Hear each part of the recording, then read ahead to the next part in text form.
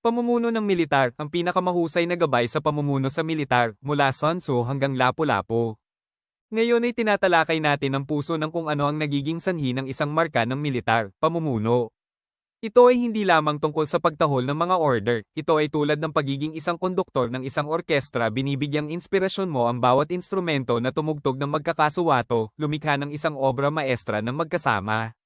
Sa army, ang pamumuno ay higit pa sa pagwawagi sa mga laban. Ito ay tungkol sa kung paano kumonekta ang aming mga panuntunan at diskarte sa bawat sundalo, mula sa pinakaluntiang recruit hanggang sa pinakabatikang veterano. Ang pamumuno ay parang isang toolbox, puno ng iba't ibang kasanayan at diskarte. Ang ilang mga pinuno ay tahimik at maalalahanin, habang ang iba ay matapang at palakaibigan. Ang susi ay upang mahanap kung ano ang gumagana para sa iyo, upang maging iyong sariling uri ng pinuno. Kaya, ano ang gumagawa ng isang mahusay na pinuno? Mag-hangout sa barracks o mess hall, makinig sa mga kwento ng mga sundalo. Maririnig mo ang tungkol sa mga maalamat, ang mga nag-iwan ng marka. Tandaan, ang pagiging pinuno ay hindi tungkol sa pagiging perpekto, ito ay tungkol sa palaging pagsisikap na maging mas mahusay. Matuto mula sa mga dakila, maghanap ng mga tagapayo na maaaring gumabay sa iyo, at huwag matakot na bumuo ng iyong sariling natatanging estilo. Sa susunod na ilang mga aralin, tatalakayin natin ang kuro-kuro ng mga nangungunang maliliit na unit. Matututuhan mo ang mga diskarte na nasubok sa larangan at napatunayang gumagana.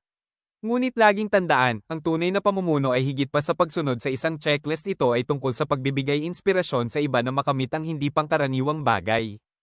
Ang pamumuno ay ang puwersang nagtutulak na nagbabago ng isang pangkat ng mga individual sa isang magkakaugnay, epektibong unit. Hatiin natin ang ilang mahahalagang termino. Principles of Leadership, ito ang mga pangunahing alituntunin na tumutulong sa mga leader na gumawa ng mga tamang desisyon at magbigay ng epektibong mga utos. Isipin ang mga ito bilang katumbas ng militar ng 10 utos, isang hanay ng mga pangunahing halaga na gumagabay sa mga aksyon ng isang komandante. Leadership traits, ito ang mga personal na katangian na gumagawa ng isang pinuno na tunay na dakila. Ang karisma, katapangan, katalinuhan, at empatiya ay ilan lamang sa mga halimbawa. Isaalang-alang ang hindi natitinag na pagpuporsige ni General Douglas MacArthur o ang tactical na kinang ni Napoleon Bonaparte, ang kanilang mga personal na katangian ang humubog sa kanilang mga estilo ng pamumuno at sa huli ang epekto nito sa kasaysayan. Authority, ito ang kapangyarihang taglay ng isang pinuno upang idirekta ang kanilang mga nasasakupan.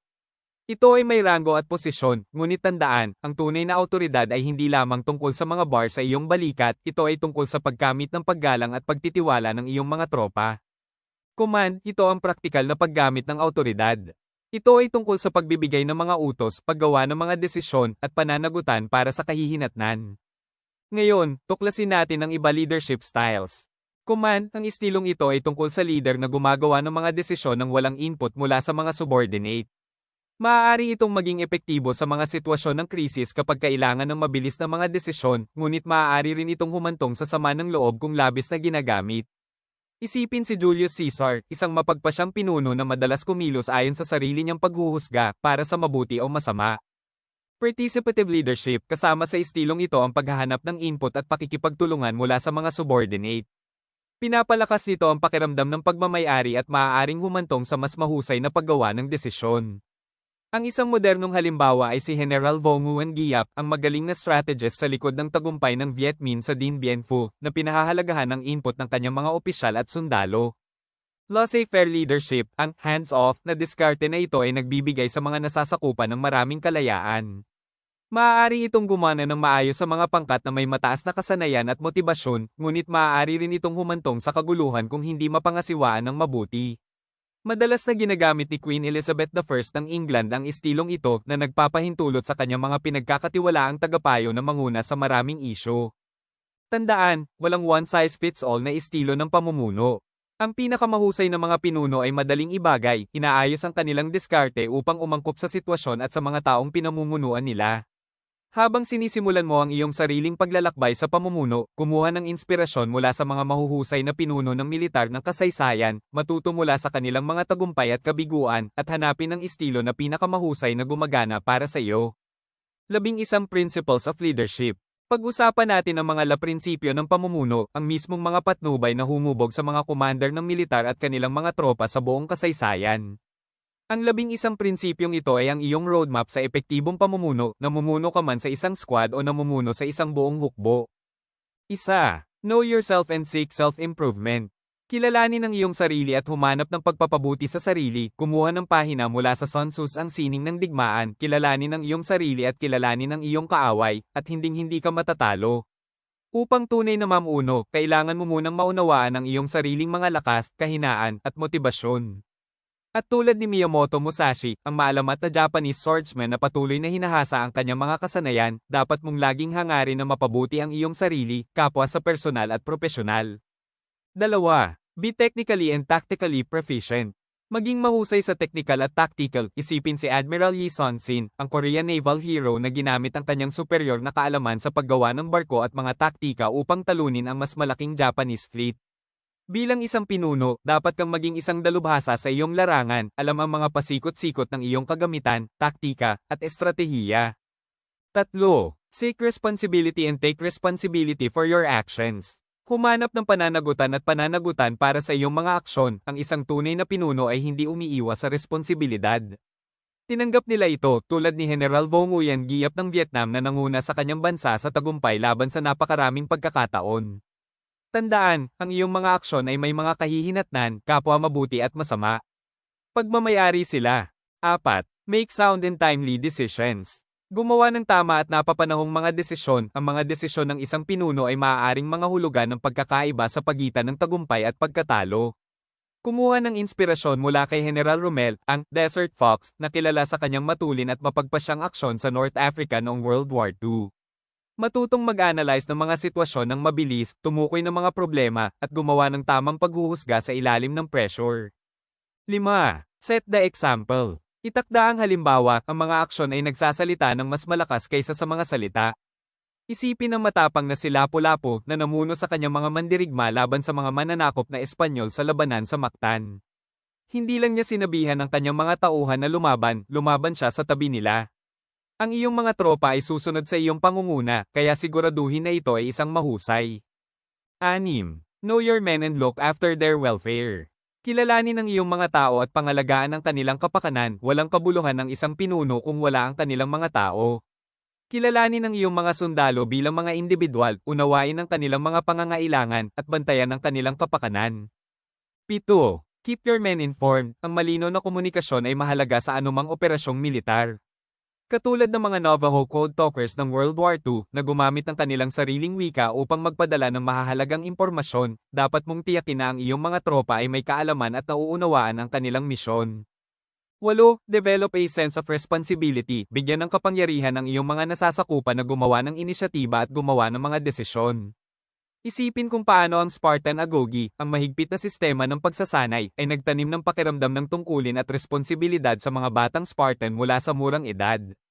Bilang isang pinuno, ang iyong layunin ay bumuo ng mga pinuno sa hinaharap. 9. Ensure that the task is understood, supervised, and accomplished. Ang malinaw na komunikasyon ay susi din dito. Tiyaking nauunawaan ang iyong mga order, subaybayan ng pag-unlad, at magbigay ng gabay kung kinakailangan. Tulad ng isang dalubhasang manlalaro ng chess, kailangan mong palaging nasa unahan ng ilang hakbang, inaabangan ang mga hamon at pagsasaayos ng iyong diskarte kung kinakailangan. 10. Train your men as a team. Sanayin ang iyong mga tao bilang koponan. Ang isang cohesive unit ay isang malakas na puwersa. Ang mga Gurkha ng Nepal ay isang pangunahing halimbawa na kilala sa kanilang mabangis na katapatan at pagtutulungan ng magkakasama. Sanayin ang iyong mga sundalo na magtulungan, magtiwala sa isa't isa, at umasa sa lakas ng isa't isa. 11. Employ your men in accordance with their capabilities. Gamitin ang iyong mga tao ayon sa kanilang kakayahan, alamin ang mga lakas at kahinaan ng iyong mga sundalo, at magtalaga ng mga gawain ng naaayon. Isaalang-alang ang sikat na kabalyeryang Mongol kung saan ang bawat mangangabayo ay pinili para sa kanilang mga partikular na kasanayan na lumilikha ng isang napakabisang puwersang panlaban. Ang 11 prinsipyong ito ay hindi lamang mga salita sa isang pahina, sila ang pundasyon ng epektibong pamumuno ng militar. Pag-aralan ng mga ito, i-internalize ang mga ito, at ilapat ang mga ito sa iyong sariling estilo ng pamumuno. Tandaan, ang isang tunay na pinuno ay hindi lamang nagbibigay inspirasyon sa kanilang mga tropa sa tagumpay ngunit nag-iiwan din ng isang pangmatagalang pamana. Leadership traits. Mga katangian ng pamumuno. Pag-usapan natin ang mga mahahalagang katangian na gumagawa ng isang mahusay na pinuno, mga katangian ng pamumuno. Walang lihim na recipe dito, walang solong katangian na higit sa lahat. Sa halip, ito ay tungkol sa paglinang ng isang mahusay na pagsasama-sama ng mga katangiang ito sa loob ng iyong sarili at pag-aalaga sa kanila sa iyong mga nasasakupan. Isa. Assertiveness, ito ay tungkol sa pagsulong at pangangasiwa kapag kinakailangan ng sitwasyon. Ito ay tungkol sa pagpaparinig ng iyong boses, pagtulong sa pagtukoy ng mga problema, at pag-uudyok sa iba na humanap ng mga solusyon.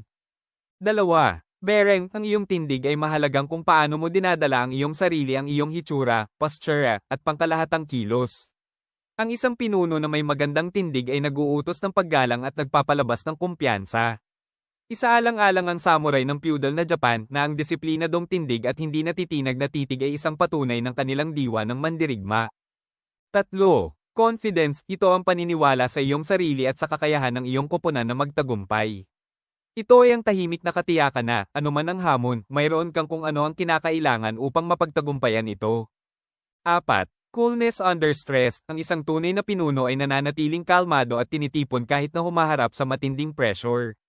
Hindi ito nangangahulugan ng pagiging walang emosyon, ngunit sa halip ay panatilihin ang isang malinaw na ulo at matatag na kamay sa harap ng kahirapan. 5. Courage, ang katapangan ay hindi ang kawalan ng takot, ngunit ang kakayahang kumilos sa kabila nito. Ito ay tungkol sa pagharap sa panganib o pagpuna ng may malinaw na pag-iisip at hindi natitinag na determinasyon. 6. Creativity, ang isang leader na may pagkamalikhain ay maaaring mag-isip sa labas ng kahon na gumagawa ng mga makabagong solusyon sa mga problema. Nakikita nila ang mga pagkakataon kung saan nakikita ng iba ang mga hadlang. 7. Decisiveness, ito ay ang kakayahang gumawa ng mga desisyon ng mabilis at malinaw na makipag-usap sa kanila. Isipin ng mga pinuno ng militar tulad ni Julius Caesar na ang mabilis at mapagpasyang pagkilos ay kadalasang nagpapabagal sa takbo ng labanan. Ang isang mahusay na pinuno ay hindi nag-aatubiling o waffle, tinatasan nila ang sitwasyon at tumawag kahit na sa harap ng kawalan ng katiyakan. 8. Dependability, ito ang pundasyon ng pagtitiwala. Kailangang malaman ng iyong koponan na maaasahan ka nilang gawin ang iyong trabaho at gawin ito ng maayos. 9. Empathy or compassion, ang isang pinuno ay hindi lamang isang commander, sila rin ay isang tagapayo at isang gabay. Ang empatiya, ang kakayahang maunawaan at ibahagi ang damdamin ng iba, ay napakahalaga para sa pagbuo ng matibay na relasyon at pagkakaroon ng paggalang. 10. Endurance, ito ang mental at pisikal na katigasan upang makayanan ang hirap, pagod, at stress. Bilang isang pinuno, ang iyong kakayahang magtiyaga sa mga hamon ay magbibigay inspirasyon sa iyong mga tropa na gawin din ito. 11. Enthusiasm, ang iyong hilig at kasigasigan para sa iyong misyon ay nakakahawa. 12. Flexibility, ang katigasan ay maaaring pagbagsak ng isang pinuno. Ang kakayahang umangkop sa pagbabago ng mga pangyayari ay mahalaga sa isang dinamikong kapaligiran tulad ng militar. 13. Humility, ang isang mahusay na pinuno ay kinikilala ang kanilang sariling mga limitasyon at hindi natatakot na aminin kapag sila ay nagkamali. Isaalang-alang ang halimbawa ni General Robert E. Lee na, sa kabila ng kanyang pagkatalo sa Confederate, ay iginagalang sa kanyang kabab ang loob at kahandaang managot sa kanyang mga aksyon. 14. Na initiative, sa init ng labanan, hindi laging oras para maghintay ng mga order. Ang pagsasagawa ng inisyatiba ay nangangahulugang kumikilos ng desidido sa kawalan ng malinaw na mga tagubilin. 15. Integrity, ito ang pundasyon ng pagtitiwala at paggalang. Ito ay tungkol sa paggawa ng tama kahit na walang nanunood. 16. Judgment, ito ang kakayahang mag-assess ng mga sitwasyon, magtimbang ng mga opsyon, at gumawa ng mga tamang desisyon. Ang isang mahusay na pinuno ay tulad ng isang matalinong hukom na maingat na isinasaalang-alang ang lahat ng mga katotohanan bago gumawa ng isang conclusion. 17. Justice, ito ay tungkol sa pagtiyak ng pagiging patas at walang kinikilingan sa lahat ng iyong mga aksyon. Ito ay tungkol sa pagpapanagot sa iyong sarili at sa iyong mga tropa sa kanilang mga aksyon, kapwa mabuti at masama. 18. Knowledge, ang isang pinuno ay isang habang buhay na nag-aaral. Naghahanap sila ng impormasyon, palawakin ang kanilang base ng kaalaman, at manatiling abreast sa mga kasalukuyang kaganapan. Kumuha ng pahina mula kay Frederick the Great ng Prussia na hindi lamang isang henyo sa militar kundi isang matako na mambabasa at iskolar. 19. Loyalty, ito ang hindi natitinag na pangako sa iyong bansa, iyong hukbo, iyong mga nakatataas, iyong mga kasamahan, at iyong mga nasasakupan. Ito ay tungkol sa paglalagay ng mga pangangailangan ng koponan kaysa sa sarili mo. 20. Maturity, ito ay hindi lamang tungkol sa edad, ito ay tungkol sa emosyonal na katalinuhan at ang kakayahang gumawa ng mga makatwirang desisyon. Ang isang mature na pinuno ay hindi hinahayaan ng mga emosyon na kumulo sa kanilang paghuhusga. 21. Self-discipline, ito ang kakayahang kontrolin ang iyong mga impulses at gawin ang dapat gawin, kahit na mahirap. Ito ay tungkol sa pagtatakda ng matataas na pamantayan para sa iyong sarili at manatili sa kanila. Isaalang-alang ang mahigpit na pagsasanay ng mga hukbong Romano na nagtanim ng matinding disiplina at tungkulin sa mga sundalo nito. 22. Self-improvement, ito ang walang humpay na paghahangad ng paglago at kaalaman.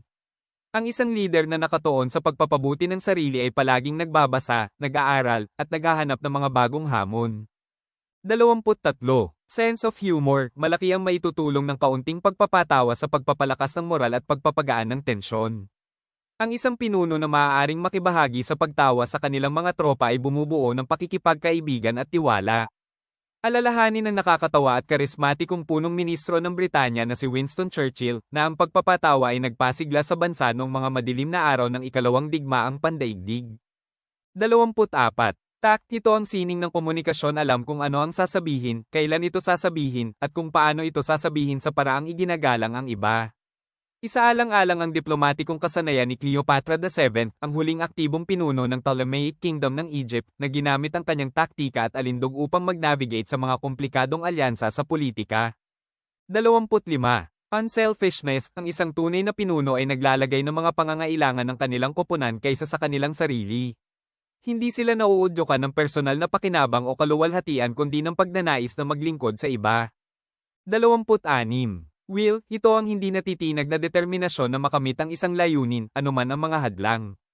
Ito ay ang katapangan at katatagan na nagpapahintulot sa isang pinuno na magtiyaga sa kabila ng kahirapan. Kumuha ng inspirasyon mula kay General Vicente Lim, ang unang Pilipinong nagtapos ng United States Military Academy sa West Point, na nagpakita ng pambihirang kalooban at katapangan sa pamumuno ng mga puwersang Pilipino at Amerikano laban sa mga Hapon noong ikalawang digmaang pandaigdig. Ang mga panghuling katangiang ito ay nagbubukod sa larawan ng isang mahusay na pinuno. Sila ang pandikit na nagbubuklod sa lahat ng iba pang katangian, lumilikha ng isang pinuno na hindi lamang iginagalang kundi hinahangaan at tinutularan.